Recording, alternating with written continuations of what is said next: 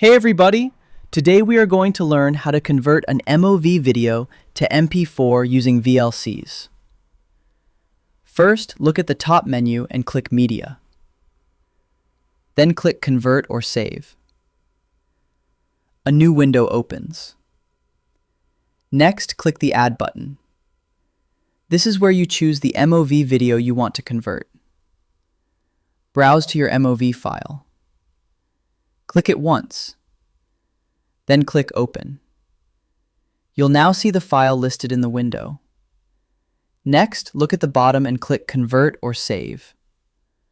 Another window appears. Now let's choose the output format. Under Profile, click the drop-down menu.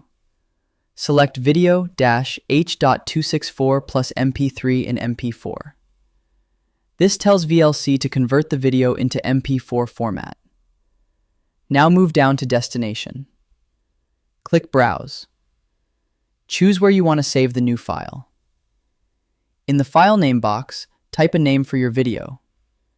Make sure the name ends with .mp4. Then click Save. Now click Start. VLC begins converting the video. You'll see the progress bar move like a video is playing. When it finishes, the conversion is done. I hope this helps you on your current and future projects. Thank you for watching.